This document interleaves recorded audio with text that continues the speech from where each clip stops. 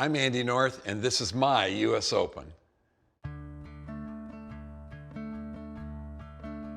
I was so typical of most kids growing up that you left the house after breakfast and you'd show up at dark for dinner.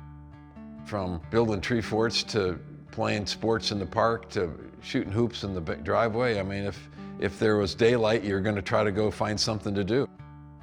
I had a bit of a problem with my leg, and Dad noticed I was limping around a little bit, and we went and saw a doctor, and ended up I had osteochondritis dissecans. An area of my left knee was not getting blood supply and was deteriorating.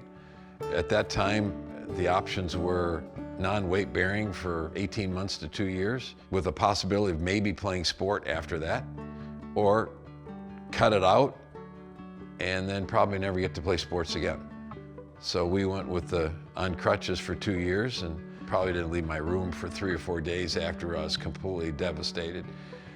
And the next doctor's appointment, I went through every sport I could find and took a list in. He just, no. We got to golf, which was probably 20 or 30th on the list.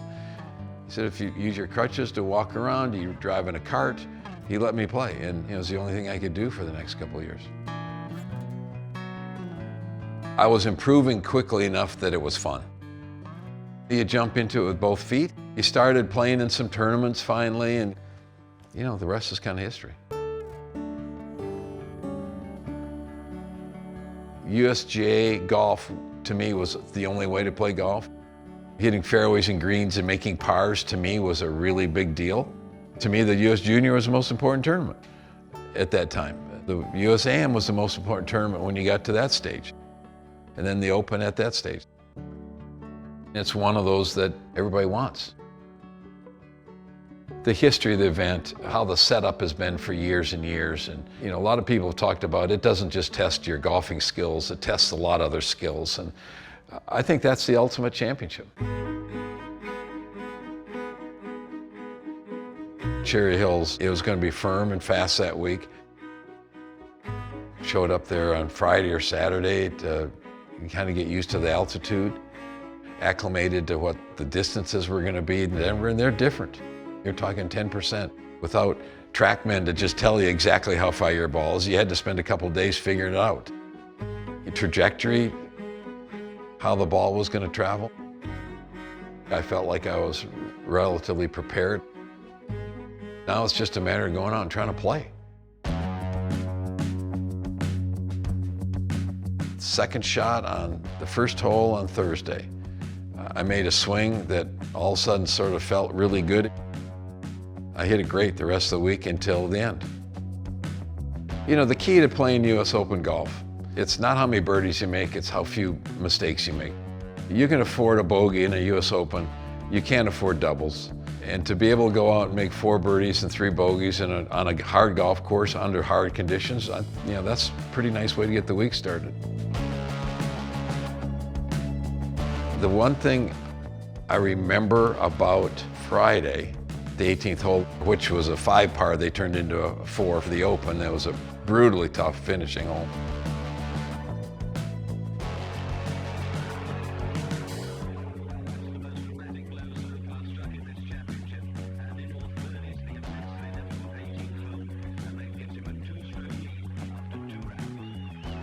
And to be able to make par there is great. Make a birdie is like stealing. Played 2 solid rounds, hadn't made too many mistakes. It's only 36 holes, but anytime you're near the lead of an Open, obviously that's important. I love the US Open because I would start literally a month beforehand to start trying to get mentally prepared how to be the best you can be that week. And I think if you're playing well enough and you're focusing and you're thinking about the right things, leading after 36 holes isn't that big a deal. Anytime you're playing with Jack, I don't care who we are, if you haven't played with him a lot, that was a big deal. Jack was always great to play with. He was cordial, always. To be at the US Open, obviously, was a big deal. I always kind of had this little mantra that you're focusing on what you're trying to do at that moment. Once that hole's finished, okay, you kind of check that one off the box, you move it aside, now we've got another box we have to check off. And when I was playing well, and particularly at majors, I was able to do that. The pin that day was in the back part of the green, so anything below the hole, particularly on the 18th green at Cherry Hills, is really important. The green slopes dramatically from back to front. So anything short of the hole is a win. I'd hit really a good 2-iron just to get it on the front of the green.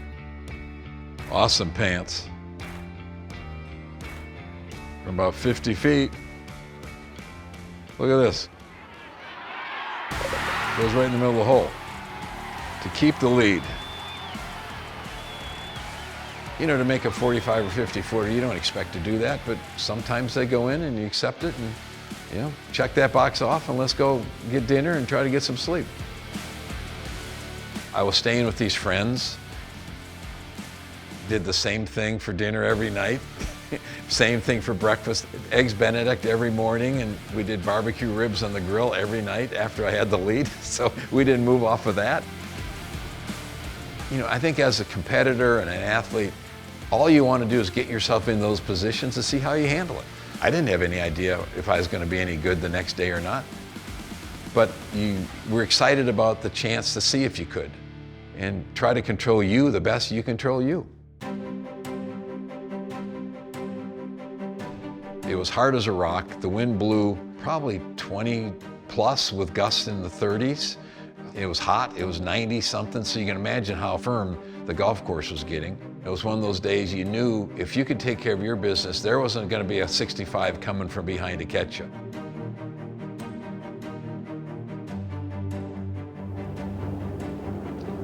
It's going to slip left as Players has done, but no, caught the side, toppled in.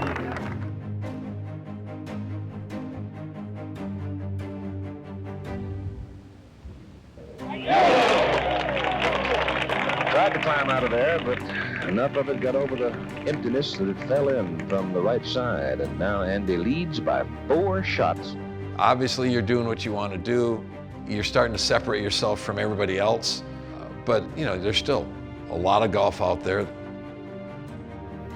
9 and 10, probably the most difficult holes on the golf course other than 18. Left it short, makes 5 at 9. Needing this for a par. Andy North started the day 2 under, now he's 1 under. He's 1 over on today's round. He has lost 3 strokes to par in the last 3 holes. Disappointing, but not the end of the world because there are going to be a lot of guys bogeying those holes. 11 was probably the only one that you really needed a birdie from that point on. This is for the birdie. Well, he's got it. Andy North will not shake. He gets one back and goes to 2 under par again. He has a 3-shot lead. Oh, here's 13. Yeah, this will be fun to watch. Gary Crandall, who caddied for me my first 8 or 9 years, we'd always talk about, you know, dumb stuff while you're lining putts up. Not just the breaks and stuff, but, you know, like, we make this putt, you know, this thing's over. You know, it's over.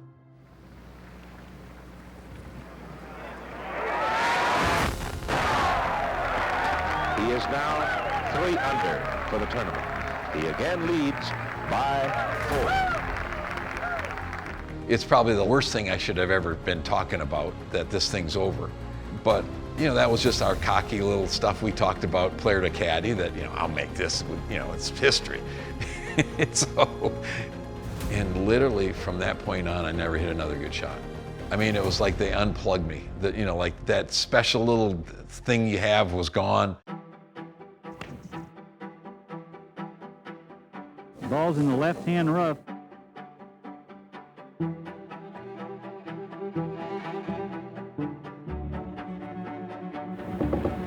Him up. Oh dear. I just didn't hit it hard enough. It didn't come out of the bunker.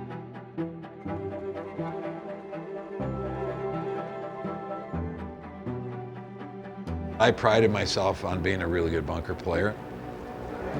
The ball sits, it's a great shot.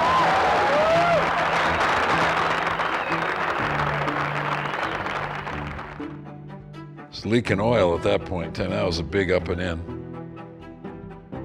This is a par putt for Andy North. I'll tell you, he's got some gizzard. When it looks like he is down for the count, he just lights himself and fights back. I think that was somewhat of a settling effect after the last two holes. 17, to me, was a scary hole. Some good fairway bunkers on that hole, par 5. You could maybe knock it on the green in 2, but it probably wasn't the greatest idea in the world to do because it was an island green. It was a scary wedge shot, even though it was only 80 or 90 yards, you know, because you hear all these Hogan stories of he put it in the water, and oh my God, if Hogan did do it, I can sure as heck do it. But I hit a halfway decent drive there and then laid up properly. And the pin was tucked 4 yards over the water, so I hit a good, smart shot about 30 feet past the hole. Don't you feel that's what he had to do, though, Bob? Here's the water.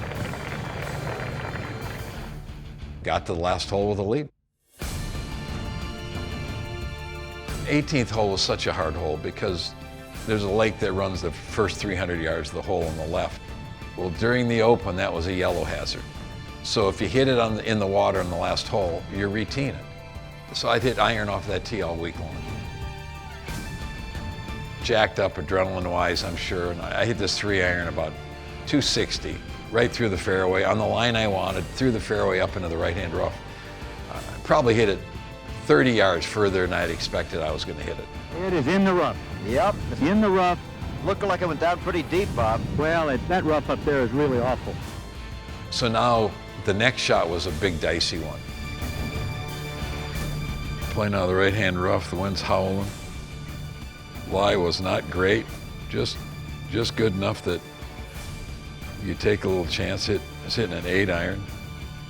I knew I could make 5 to win, but I didn't know if I could hit it over the water. I mean, probably the most aggressive, dangerous shot I hit that whole day was the second shot at 18. It was a gamble. I had about 140 or 50 yards to carry, and I took a big old swing at it. Once it carried the water, I felt like everything was going to be okay. I'm going to start right up front saying I hit the third shot exactly like I wanted to hit it. Absolutely exactly like I wanted to hit it. The hole's cut in the front part of the green. Players struggled all week long with just 2 putting for back there. So I was trying so hard to keep the ball below the hole. This is a test of what's inside. A test of a man's character. Truly, that's a... Oh, my God. Oh, my Lord, it's in the bunker. The wind was blowing hard enough, it kind of knocked it down a little bit. It missed carrying by a foot, let's say, of being an easy, go walk up there, wave at everybody, 2-putt, and you're the Open champion. Oh, pull yourself together, Andy. Come on. All right. Looks good. Look at this. Look at this. Just long enough. Oh, what a fine shot. And I ended up hitting a really nice bunker shot and kept it exactly where I wanted below the hole to have a putt to win.